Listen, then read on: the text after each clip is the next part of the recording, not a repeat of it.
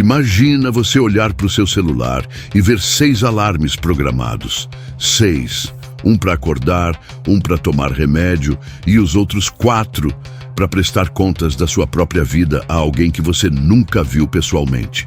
De 4 em 4 horas, essa mulher, uma empreendedora de 57 anos aqui em São Paulo, precisava informar onde estava, o que estava fazendo, para onde ia. Ela achava que estava colaborando com a Polícia Federal. Ela achava que estava se salvando. Na verdade, ela estava sendo devorada por um dos golpes mais cruéis que já existiu nesse país. E quando ela finalmente entendeu o que tinha acontecido, R$170 mil já tinham desaparecido. Essa história precisa ser contada. E você precisa ouvir até o fim, porque o próximo alvo pode ser você. Antes de continuar, eu preciso te pedir uma coisa. Se você acompanha o Alerta Financeiro Brasil, você sabe que a gente traz aqui histórias reais que protegem o seu bolso e a sua paz. Então, se você ainda não se inscreveu, clica agora no botão de inscrever-se, deixa o seu like nesse vídeo e ativa o sininho de notificações. Porque esse tipo de conteúdo pode salvar alguém que você ama de perder tudo. Combinado? Agora vamos voltar para essa história, porque ela só fica mais assustadora a partir de agora. Era uma manhã de novembro, daquelas manhãs comuns de São Paulo, em que o trânsito já começa a zumbir antes das 7 e o cheiro de café se mistura com o barulho das notificações do celular. Ela, que vamos chamar aqui de Dona Marta para preservar a identidade dela, já estava de pé havia algumas horas. Empreendedora desde os 30 e poucos anos, Dona Marta tinha construído tudo com as próprias mãos. Cada centavo que entrava na conta dela tinha cheiro de suor, de noite mal dormida, de proposta renegociada, de cliente difícil que virou parceiro. Ela não herdou nada. Ela não ganhou nada de presente. Ela ergueu tijolo por tijolo, real por real, um patrimônio que representava quase 3 décadas de dedicação. Naquela manhã de novembro, o telefone tocou. Não era um número qualquer. O identificador mostrava um prefixo de Brasília. A voz do outro lado era firme, séria, institucional. O tipo de voz que você escuta e automaticamente endireita a coluna. O homem se apresentou como agente da Polícia Federal.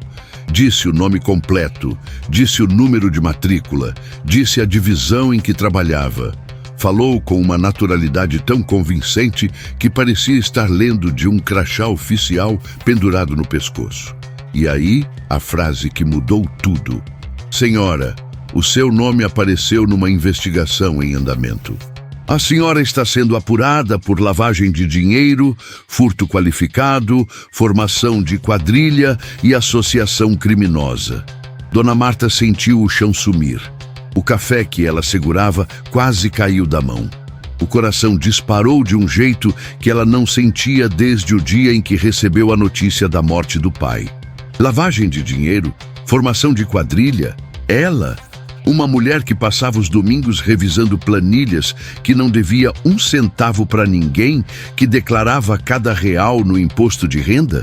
O mundo parou. E naquele silêncio de poucos segundos, enquanto ela tentava formular uma resposta, o homem do outro lado continuou. Ele sabia o nome completo dela, sabia o CPF, sabia o endereço, sabia os e-mails que ela usava, sabia coisas que só alguém com acesso a bancos de dados conseguiria saber. E é isso que torna esse golpe tão monstruoso. Eles não ligam no escuro.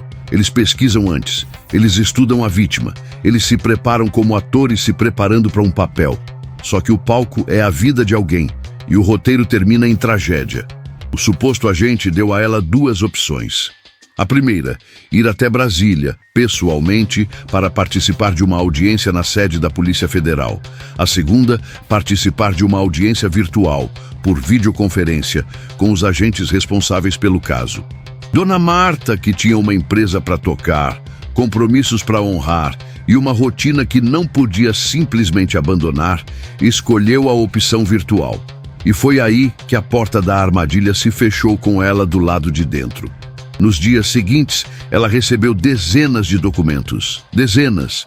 Documentos com papel timbrado da Justiça Federal, com brasões da República, com linguagem jurídica tão precisa que faria um advogado recém-formado pensar 2 vezes antes de questionar. Mandados, intimações, relatórios de investigação. Tudo falso, tudo fabricado com uma perfeição doentia. Num desses documentos estava escrito que uma conta bancária havia sido aberta em nome dela e que essa conta tinha movimentado 8 milhões de reais. 8 milhões de reais. Dinheiro que supostamente foi convertido em criptomoedas. Dona Marta nunca tinha aberto essa conta, nunca tinha ouvido falar desse dinheiro. Mas os documentos estavam ali, na tela do celular dela, com o nome dela impresso em letras oficiais. E o medo, aquele medo gelado que congela o raciocínio, já tinha tomado conta. Então veio a videochamada. O homem apareceu na tela com uma camiseta preta e um distintivo da Polícia Federal pendurado no pescoço. Atrás dele, um banner oficial da PF. Não era uma imagem virtual de fundo, não era um papel colado na parede. Era um daqueles banners de eventos institucionais, como se ele estivesse transmitindo de dentro de uma delegacia de verdade. A iluminação era profissional.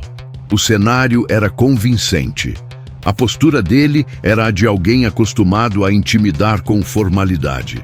Ele olhava nos olhos da câmera e falava com uma autoridade tão calculada que Dona Marta, uma mulher inteligente, experiente e bem-sucedida, não conseguiu duvidar. Porque o golpe não era amador. O golpe era uma produção.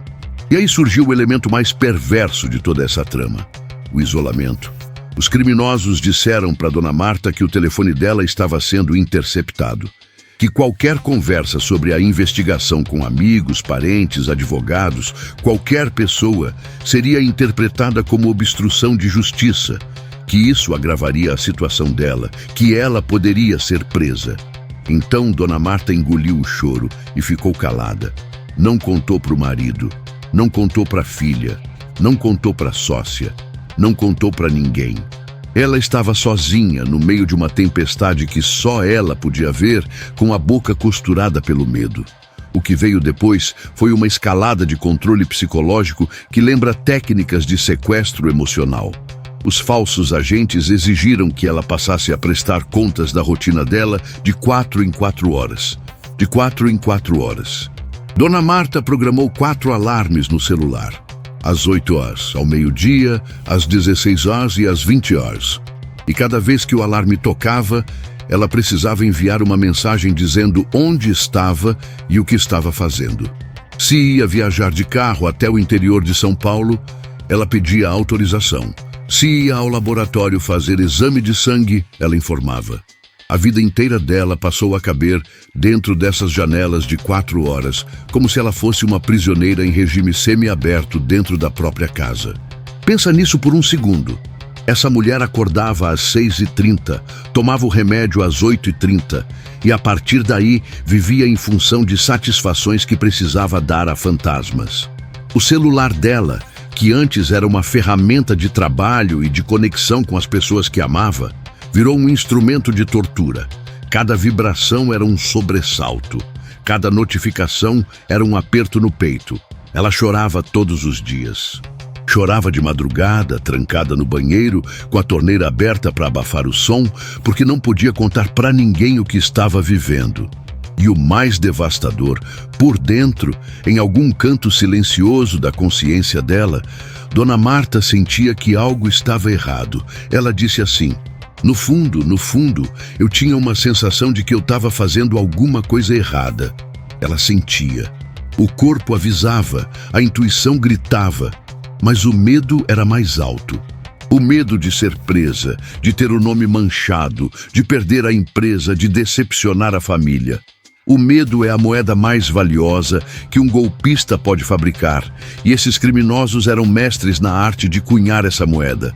E cada vez que uma dúvida surgia, e surgiram muitas, os golpistas tinham uma resposta pronta, sempre, sem hesitação, sem gaguejos, sem pausas estranhas. É como se eles tivessem ensaiado todas as possibilidades, todas as perguntas, todas as objeções. Dona Marta questionava: mas por que eu tenho que transferir meu dinheiro? Se tudo está declarado no meu imposto de renda, por que a Polícia Federal não fala direto com a Receita Federal? E a resposta vinha instantânea, envolta em jargão jurídico e tom paternalista.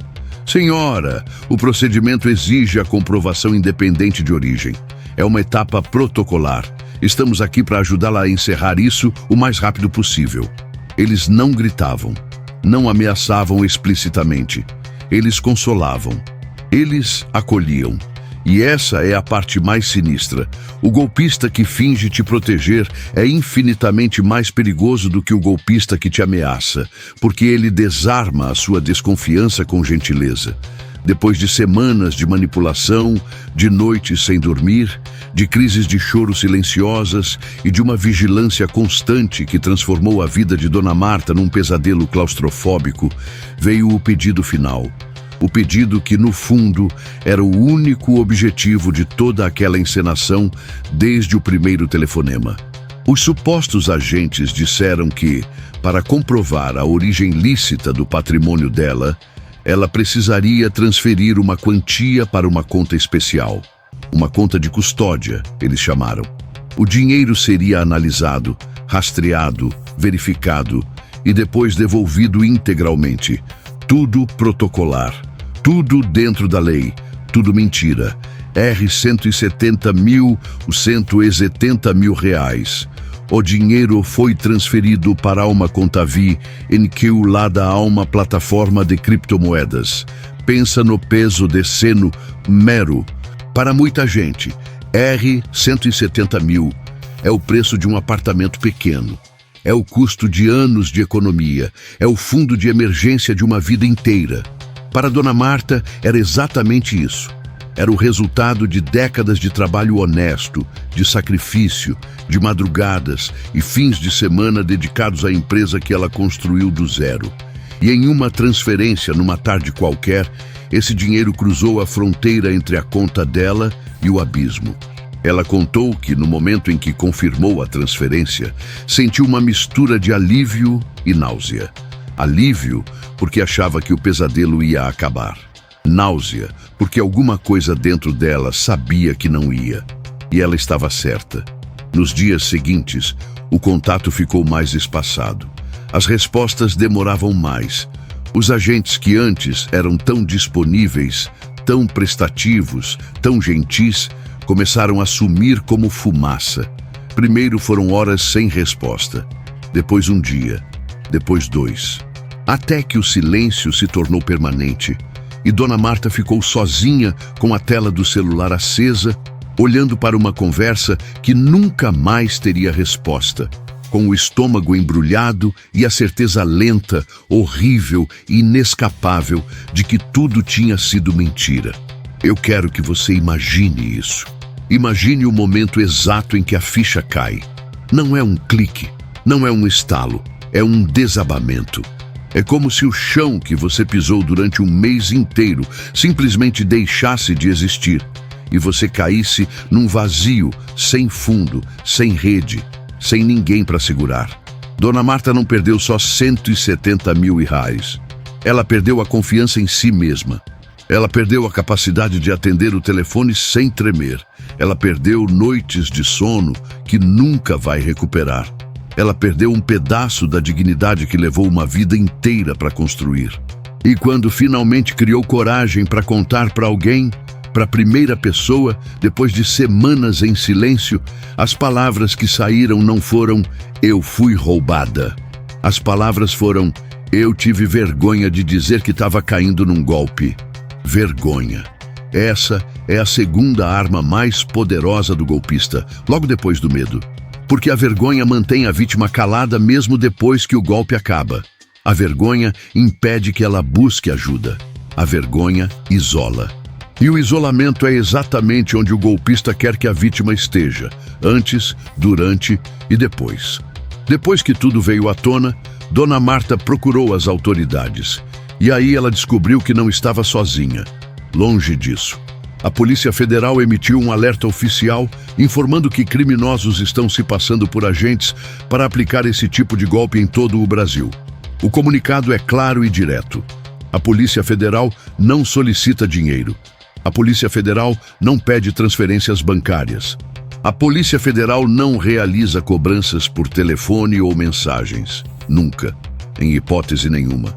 Segundo especialistas em crimes cibernéticos, quando o golpe envolve corretores nacionais ou criminosos operando em território brasileiro, a Justiça pode sim emitir bloqueios judiciais e tentar rastrear os valores. Mas no caso de criptomoedas, a recuperação é infinitamente mais difícil. O dinheiro entra num labirinto digital e muitas vezes desaparece em carteiras anônimas espalhadas pelo mundo. É como jogar uma moeda num oceano e tentar encontrá-la depois. Possível? Talvez. Provável? Quase nunca. E aqui eu preciso ser direto com você que está assistindo. Esse golpe não é coisa de filme. Não é ficção. Não é exagero. Ele está acontecendo agora. Neste exato momento, enquanto você assiste a este vídeo, alguém em algum lugar do Brasil está recebendo uma ligação de um número com prefixo de Brasília. Alguém está ouvindo uma voz firme dizer que é da Polícia Federal.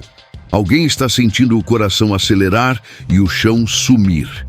E a diferença entre essa pessoa perder tudo ou desligar o telefone pode ser exatamente a informação que você está recebendo agora. Então, grava isso. Se alguém ligar para você dizendo que é da Polícia Federal, da Receita Federal, do Banco Central, de qualquer órgão público, e te disser que você está sendo investigado, que precisa transferir dinheiro, que não pode contar para ninguém, desligue. Desligue o telefone. Respire. E depois, com calma, vá pessoalmente até o órgão que supostamente te ligou. Vá até a delegacia, vá até a Polícia Federal, vá até o Detran, vá até onde for. Mas vá pessoalmente. Ou, no mínimo, procure um advogado de sua confiança antes de tomar qualquer decisão. Porque nenhuma investigação legítima pede que você transfira dinheiro. Nenhuma. Isso simplesmente não existe no ordenamento jurídico brasileiro. E tem mais uma coisa que a dona Marta disse e que eu quero repetir aqui, porque talvez seja a lição mais importante de toda essa história.